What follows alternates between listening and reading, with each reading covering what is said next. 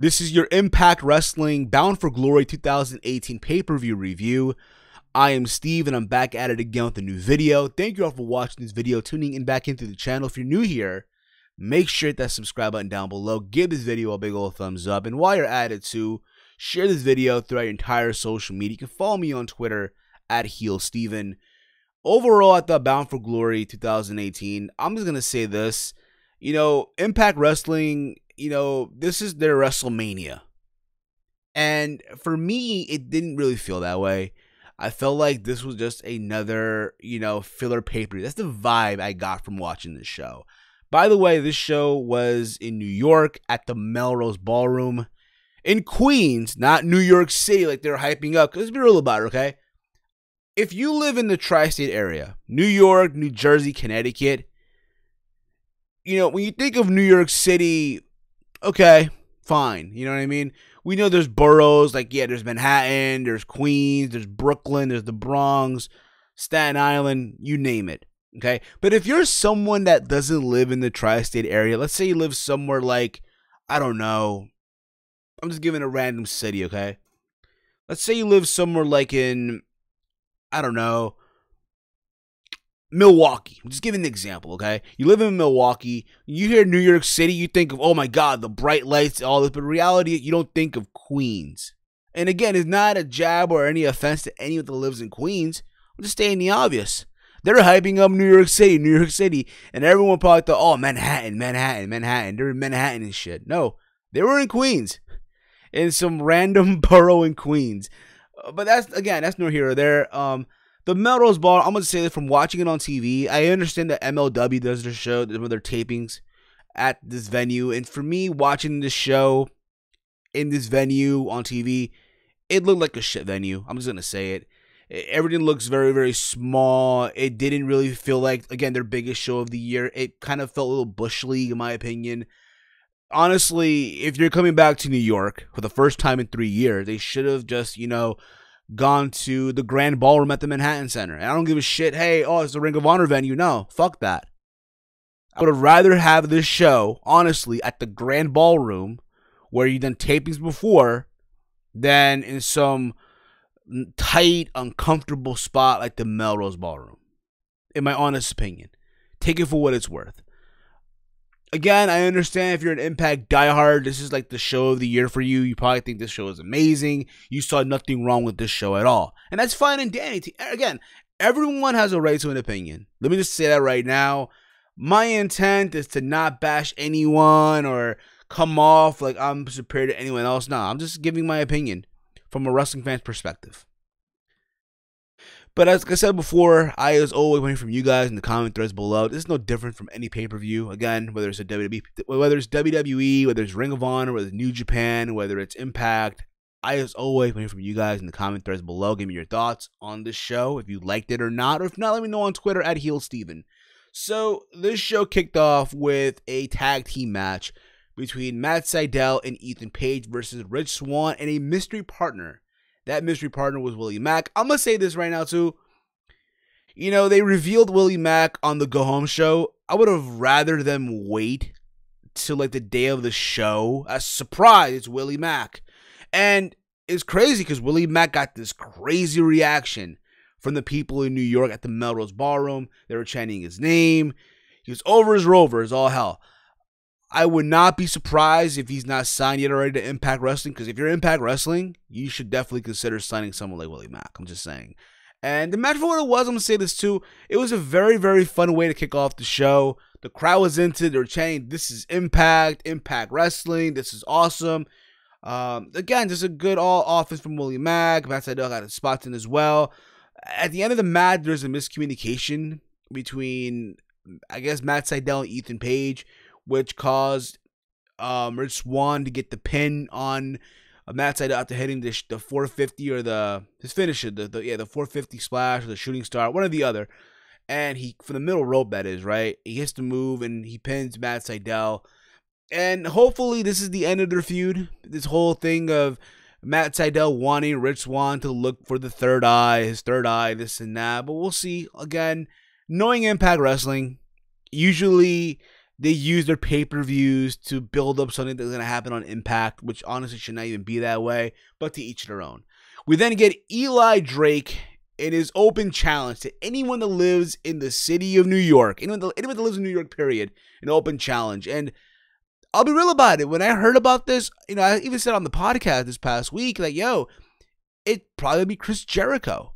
Because there's talk of Jericho coming over to Impact Wrestling. Jericho is doing this Jericho cruise in a couple of weeks with the stars of Ring of Honor and Impact Wrestling.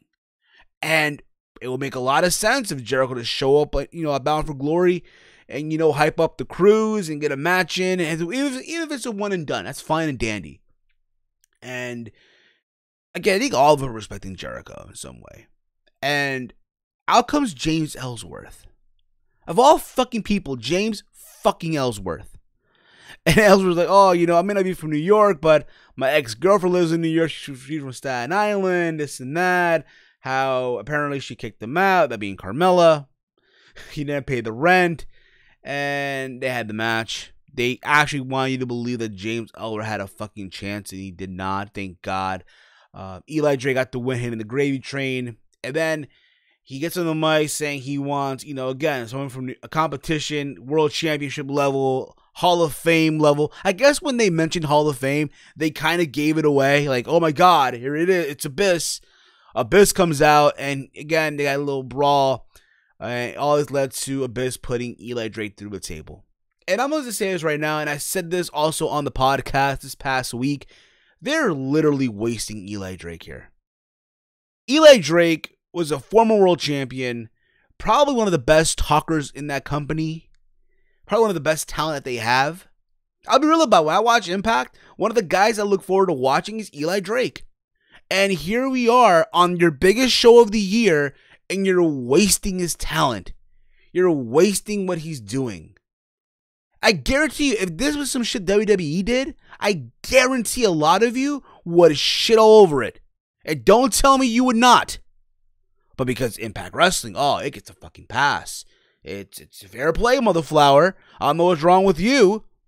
Nothing to see here, motherflower. No, I think it's bullshit. I'm sorry. I think it's fucking bullshit that we're wasting a talented performer in Eli Drake in this crappy shit. I get it. Yeah, it's Abyss. He's a Hall of Famer now. But do we really need to sacrifice Eli Drake for this? You cannot sacrifice Grado of all fucking people. I'm just saying. But I'm going to get into that more later on in this review, because I feel like something needs to really happen. And I'm going to get into it near the end of this review. And I hope you guys tune in for that too. We then get the Knockouts Championship match. Tessa Blanchard defending the championship, the Knockouts title versus Taya Valkyrie. I thought this was probably one of the best matches on the show. And again, there's a crazy back and forth match.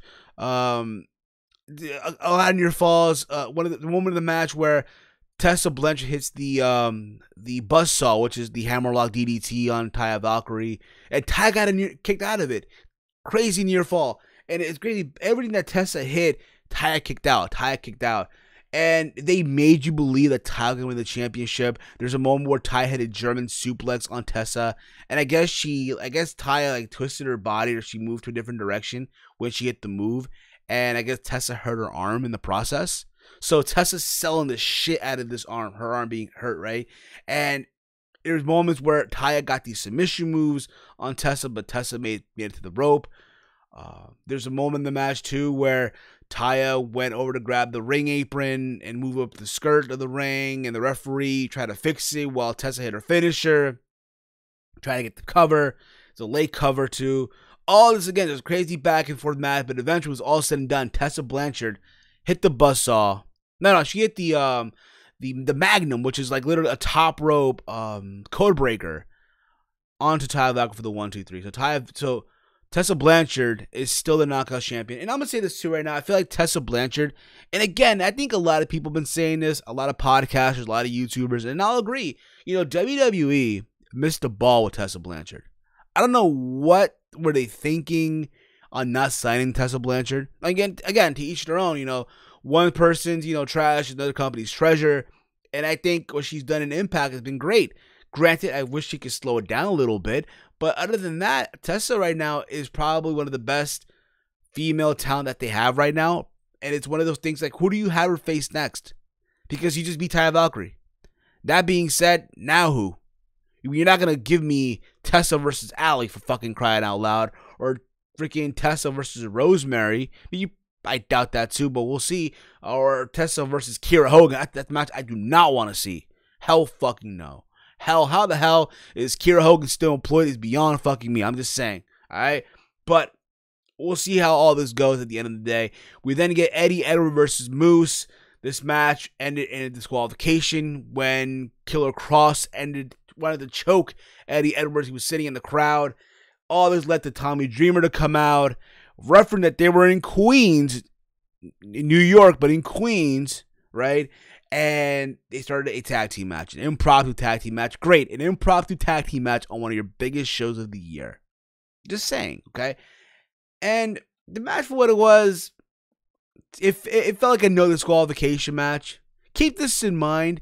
You know, one thing that I noticed about Impact, when it comes to these pay-per-views, they're so heavy, they have to go back to the well on these hardcore matches, I feel like.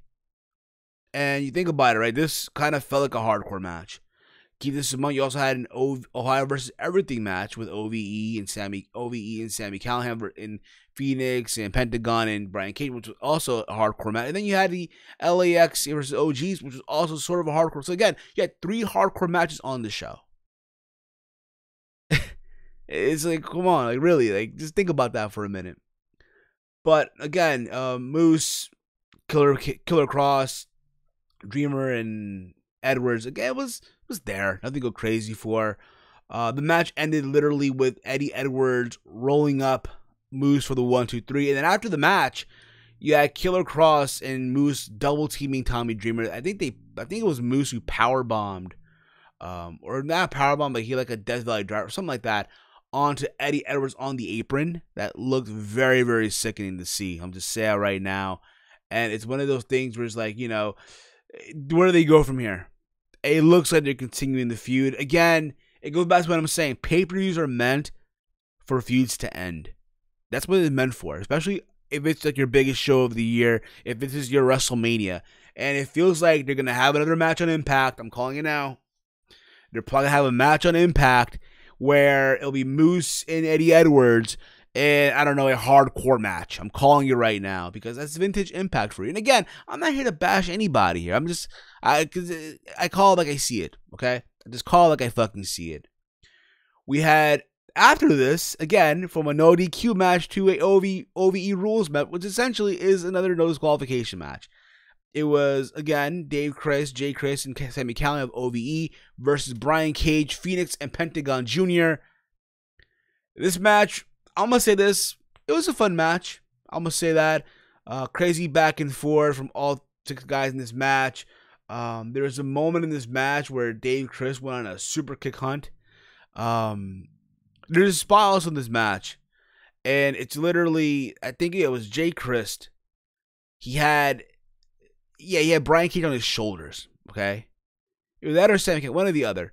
And I guess the other members of OVE were also on their shoulders, and they did literally on their shoulders, they did a cutter onto Brian Cage.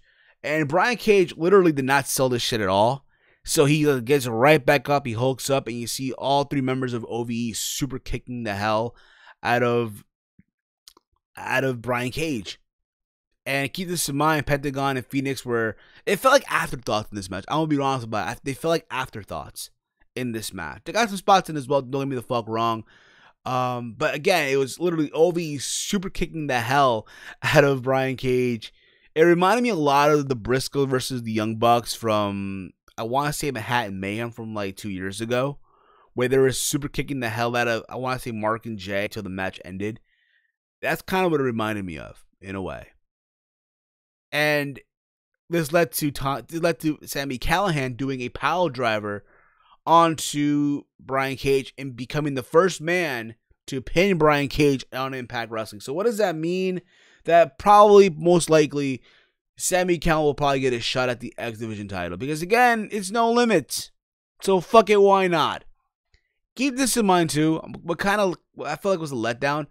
There was not an X Division title match. There was like no Ultimate X. Granted, yeah, the venue was small. I can see why now. But when you think about it, right? If you're Impact Wrestling, if this is your biggest show of the year, what was one of your biggest foundations in the history of that company was the X Division. And to not have a X Division title match, or at least an Ultimate X match, with the current crop of roster, the current roster that they have right now, and maybe it's the fact that a lot of these guys probably are not able to, move around with that cable and shit. But I don't know. I just felt like a match that was missing on the show, to be honest. We then get the Concrete Jungle Death match. So literally, the no DQ matches were all 3 in a row. I shit you not.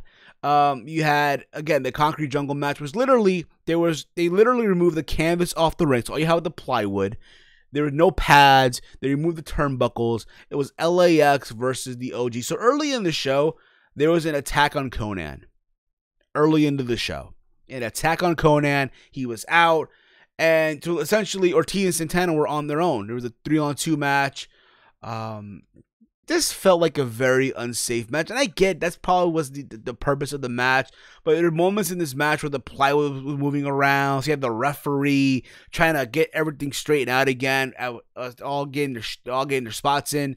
But you see the ref, like I said, just trying to fix the plywood, put them back together and stuff. It just looks so hokey in a way. Keep this in mind.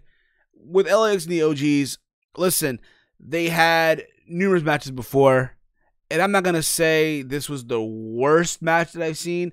This is probably not my least favorite. It really wasn't, to be honest here.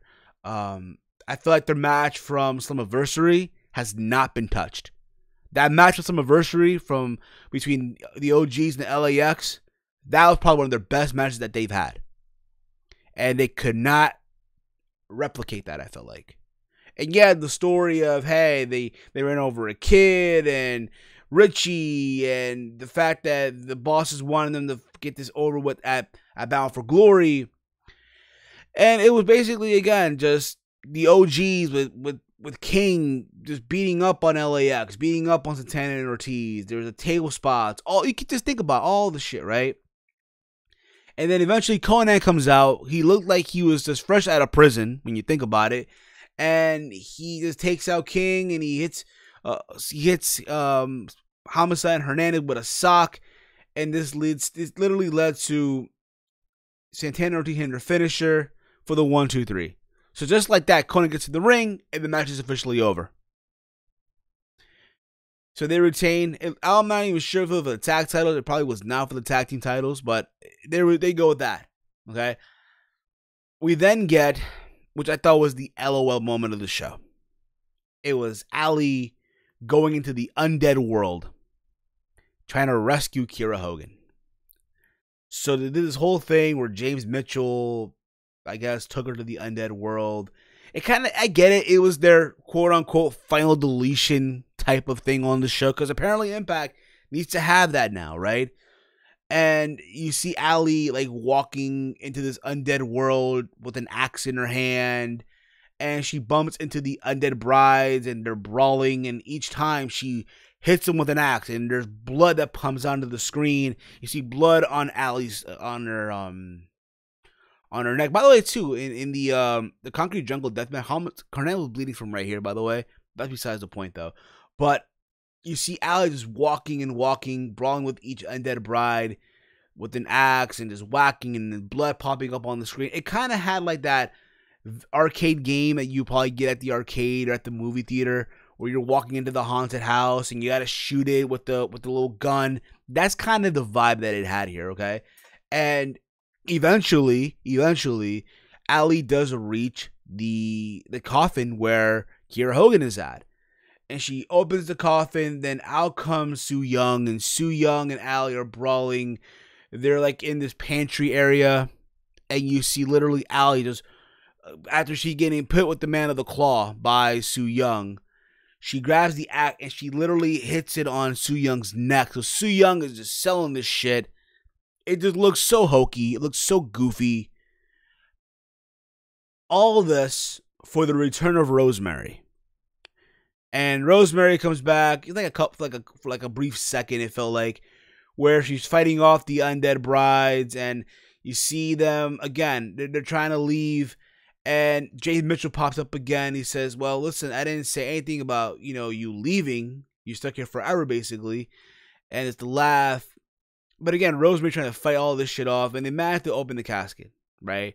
Where again, Allie and Kiera Hogan can escape, and this leads to, I guess Allie wanted Rosemary to come with them, and she didn't want to leave them. She didn't leave her behind, but that's what happened. They left Rosemary behind to battle off Su Yung. They had the whole like energy blasters and shit, like that Dragon Ball Z vibe too. Again, it just felt so hokey. Like if you were high, you probably gonna laugh at this shit. My only regret was I didn't watch the show high as hell. It's my only regret. But you then see Allie and Kiera Hogan coming back into the normal world. I don't know how. And I guess the demon is now within Allie, because apparently, they gotta go back for Rosemary. And you see Allie's voice change, like this voice changer and shit. But that's no here or there. But that was the wacky moment of the show. When I mean wacky, not like, oh my god, it sucked. Wacky like it was goofy, it was hokey. My honest opinion, okay? Take it for what it's worth. We then get the main event. Johnny Impact versus Austin Aries for the Impact World title. This was a fun match, believe it or not. It felt like a shoot match. Again, I enjoyed the build-up for this match near the end. The little brawl they had at the Hall of Fame ceremony for Abyss, where Johnny Impact and Austin Aries went at it. The whole thing where Johnny Impact went to TMZ with Taya Valkyrie, who is his wife, and they talked about what happened with Austin Aries making fun of Taya's weight, looking husky and all that. Again, it's that small detail to make this shit feel realistic. You can tell they're trying to channel their inner Conor McGregor and Khabib Nurmagomedov from UFC 229. And it's just them talking for the build-up, right? But the match, like I said, I felt like it was a very good match. It felt like a very shoot style, crazy, just back and forth. You had Taya Valkyrie at ringside. You had Moose and Killer Cross also at ringside. It's funny because Moose looked like he wore his Coming to America ring gear. Like, I'm going to say this too. Moose as a heel now, I dig it. I dig him as a heel. He came out to his whole match with women, which I thought was very cool too. But literally for this match, Moose looked like he had his Coming to America costume and shit. But again, just a crazy back and forth match. Aries hit the Brainbuster, got a near fall. Hit the Last Chancery, couldn't apply it very well. He hit it again. Impact escaped. Impact hit the Starship Pain for a near fall too here, and all that. You can just imagine, right? There's a moment in this match too where all hell breaks loose. So Aries goes for a dive, and he goes for Taya Valkyrie. So Taya Valkyrie just goes into the barricade, and everyone's insane. Like, holy shit! Oh my god, Aries hit a woman, right? And Impact just snaps, and they're going at it in the ring again. All this leads to Johnny Impact hitting the Starship Pain once again for the 1-2-3, and Johnny Impact is now the world champion. And what happened after the match, I guess, Austin Aries did not even sell it. Like, he got back, he got right up, cursed at the crowd, threw the middle finger. I think it was at Don Callis, but I could be wrong on that, and then walked away. And Impact, like, what the fuck? But I'm going to say this, too. I feel like the wrong person won. I get it. You want the babyface moment. It's fine and dandy. Let's be real about it, though. The only reason why Johnny Impact won the world title, because he's going to be on Survivor. And if you're Impact Wrestling officials, yeah, you want your world champion, who you're not going to be on this freaking, reality show, to get that rub. Hey, just so you know, he's our world champion. He's going to be on this big program, big show called Survivor. Why the fuck not? But that was bound for glory. It closed off with Taya and Impact celebrating in the ring. Impact the new world champion. Again, I feel like he did nothing to earn that match. I feel like just him pushing Congo Kong into a pool got him this match. If it was up to me, again, with this whole build-up of, you have Moose and Killer Cross in the side of Austin Aries. I would have loved to seen from Johnny Impact him bring in the Worldwide Underground. You know, of him and Jack Evans. Either Jack Evans and Lucha Underground is dead, or PJ Black, something like that. I wish they could have done that, but again, to each their own. But when I look back at Bound for Glory 2018, again, this was supposed to be the biggest show of the year, and it didn't even feel that way. It just felt like another glorified pay-per-view. They're going back on pay-per-view in January for Homecoming at the Nashville Fairgrounds, so that should be fun to see too. My bad. They're going to the Asylum, back to the Asylum. So they're going back to where it all began. I did say the Nashville Fairgrounds, but I botched. There you go. One more thing I'm gonna say before I wrap this review. I did say earlier about Eli Drake, how he's being wasted, and I agree with that. But I'm going to say this too. I feel like, again, with both Ring of Honor and Impact Wrestling doing a super show at the Jericho Cruise, because again, it's Jericho's Cruise, right? So it's literally the best of Impact and the best of Ring of Honor. But I think after this whole thing is done with, I think both companies would really benefit from a working relationship. I understand that Ring of Honor has these working relationships with the likes of CMLL and New Japan Pro Wrestling. I understand that Impact Wrestling has as well working relationships with AAA and I want to say as well Pro Wrestling Noah and all the other companies. But at the end of the day, real talk, I think it's time for both companies like Ring of Honor and Impact to get their shit together and just make something happen. Because I feel like there's going to be a lot of matches you can do with a crossover between Impact and Ring of Honor. You know what I mean? Especially with someone like Eli Drake, who I think could benefit for something like that. But again, that's my honest opinion. But this basically wraps up your Bound for Glory review. As always, I want to hear from you guys in the comment thread below. Give me your thoughts on this pay-per-view, if you liked it or not. Follow me on Twitter at HeelSteven. You can follow me there as well. I'll be back tomorrow for the Raw review. And yeah, thank you guys for watching this video. If you're new here, hit that subscribe button down below. Give this video a big old thumbs up. And as always, hate, comment, and subscribe. And before I wrap up as well, I want to say one more thing. I want to give a big thank you to the homie himself, Salrex, for the awesome overlay that you see for this video and the thumbnail as well. Again, if you are a YouTuber and a podcaster out there, and you want awesome overlays and layouts done and logos for your YouTube channel or your podcast, hit up Salrex on Twitter at @officialsalrex. I have a link to his Twitter down below in the description. Hit him up.